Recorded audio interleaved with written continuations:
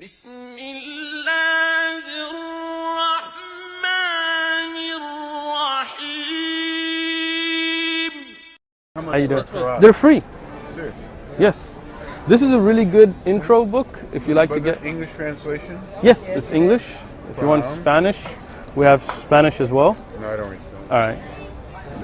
Are you guys? Yeah, I would like this. Please go ahead. Any other book that you see? It's So all. these are, and so you're, what do? You are I work in a med device company, but I'm here. I'm just here as a representative to build some bridges and give you the message of Islam, and then it's up to you if you have questions. I'm here to answer those and undo some of the incorrect ideas people have about Islam nowadays. I don't know if I have a lot of incorrect ideas. I'm sure I have some. Right? So I'm here to. You might not, but if you have any idea that you want to discuss, Here's the thing. This is go for it. The personal thing. Don't take it personal. All right. It seems like Muhammad had something about hair and women. It seems like he got hung up on that. I mean, women should cover their hair. But not tip men. So let me just explain that. Yeah. So the Prophet Muhammad never mentioned hair by itself. Okay. So this idea that he's hung up on hair is not textually correct. Okay. All right. The idea is, as I was explaining to him earlier, is that a woman has beauty. Yes. Right.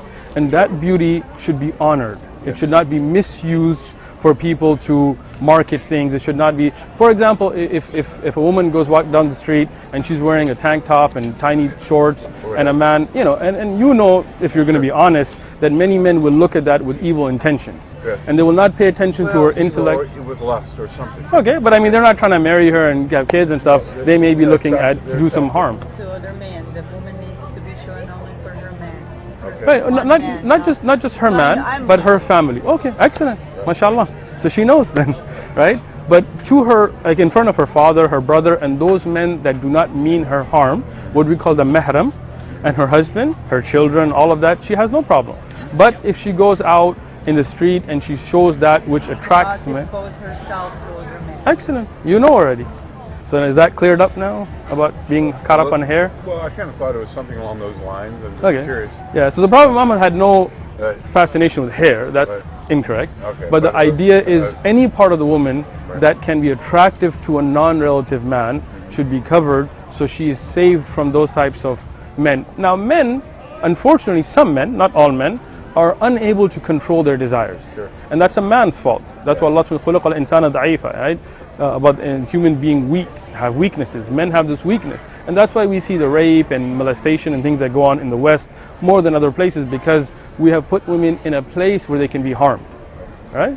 So Islam wants to protect and honor the woman that way. And again, there are rules for men as well. Like I was telling them, you don't see me in a marble bag or Speedos walking around, right? Yeah. What is your background? I'm from America. But, I mean, do you have a religion? I was raised Catholic, Okay.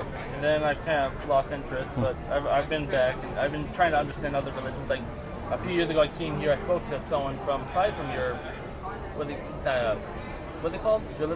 Not the church, but what's it called? Mosque. Mosque is what it's called. But we're from different mosques here. Yeah, but he was here, I sat down with him for probably an hour, and he spoke to me for a while. And I took the book and read it. It was good read. Good read. Good, I'm glad you liked it. It's a good book.